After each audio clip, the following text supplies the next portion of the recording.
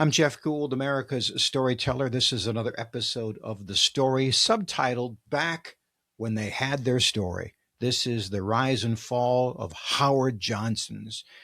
I'm not here to talk about, why they failed or those kinds of things per se. I will talk about their story, but primarily the purpose of this is to help you as a business owner figure out what they did right and what they did wrong and see if you can apply it to your own story. Okay.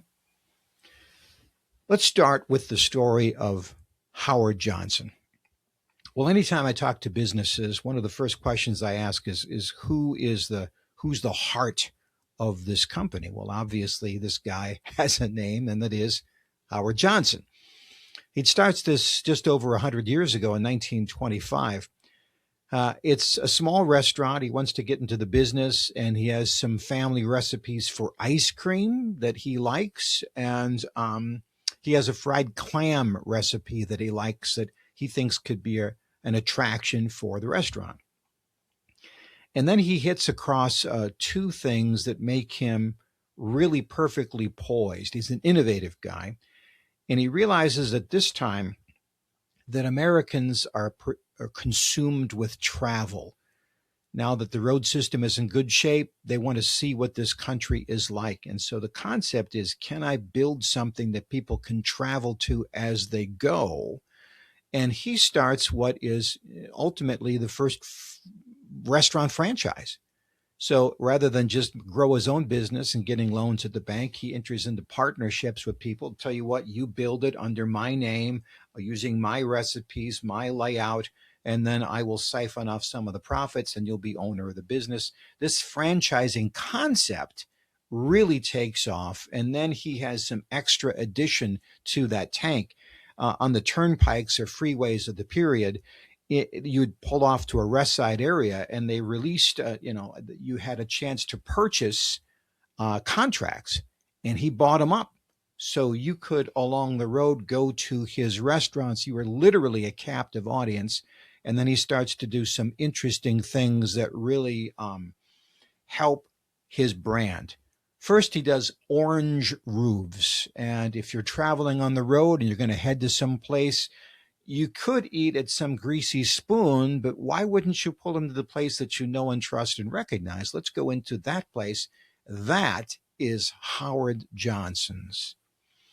He also uses a fairly new technology at the time: refrigeration, freezing, and transportation.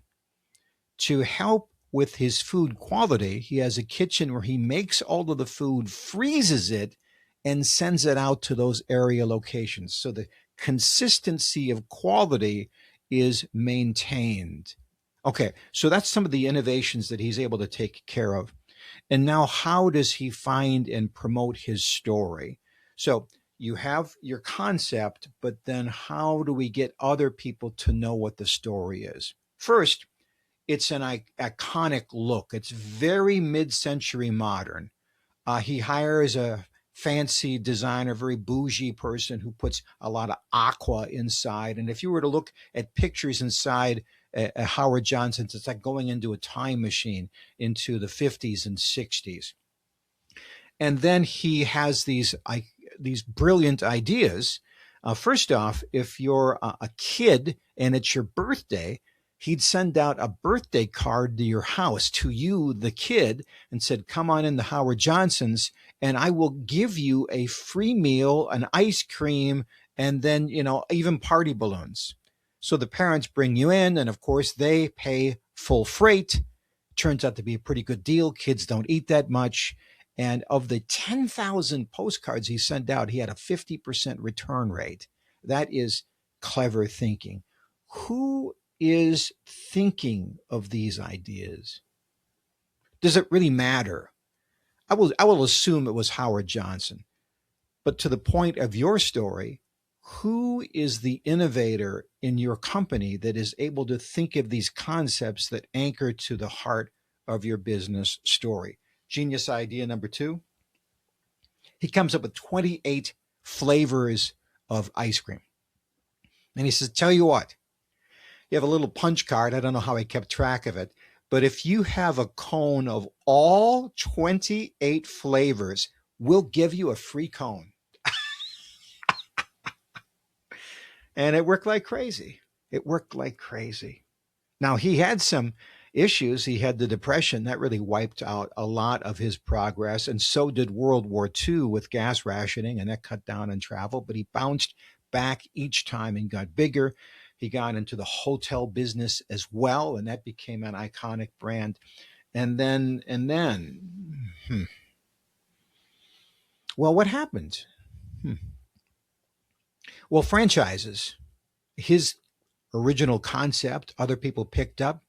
And these franchises said, listen, rather than have a bigger restaurant with all the amenities, let's just do like a food shack and serve just a couple of items like hamburgers. And that way we can kind of undercut them on price, and we'll do the same kind of things that he did with franchising and pre-prepared food frozen and shipped. And so that ate a lot into his competition. And probably the cautionary note was, he did not, or they did not, continue to innovate and be at the cutting edge of I will say fashion, because the roofs stayed orange and the interior stayed, I'll say, dated. And then it became sort of it wasn't our marquee thing. It was like a throwaway. Hojo's will stay there. And if you give options to a franchise, they also have the options to maybe not have the best management or have the best, decision making process. So during some of the Civil War, civil rights stuff, some of these Southern franchisees got them in trouble in terms of racial equality. And then there were some terrible events that happened inside a Hojo. Some famous people were assaulted and they were sued for safety purposes. So it just was a long slog. But at the end of the day, they had a great idea, but they stopped innovating on the idea. They stopped moving forward with the idea.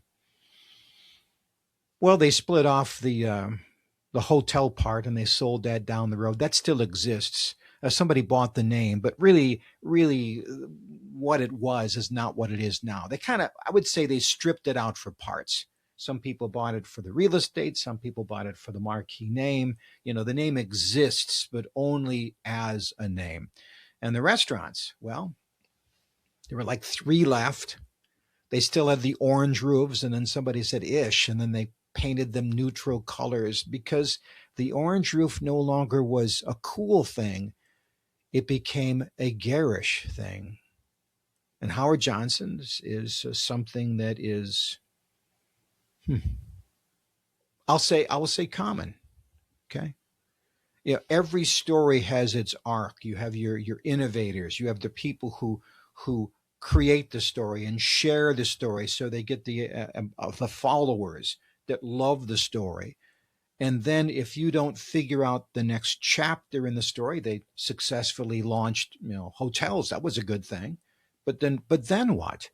There's constantly going to be change, and there's always going to be competition. But mainly the issue is, how do you maintain the heart of what got you into business in the first place? Now, I don't know this, but I know this. In Howard Johnson's and every business, somebody somewhere in the business sees the problem and they're trying to communicate that problem, and that problem is not being listened to. So when I do my presentations to businesses, one of the secrets is we got to figure out what is working and what the dangers are so we can course correct. Now, it's possible that we'll just agree that that was a good ride and sell it down the road. That's fine. But if you want the story to continue, then you have to work at figuring out how to keep the heart of the story and tell the heart of the story.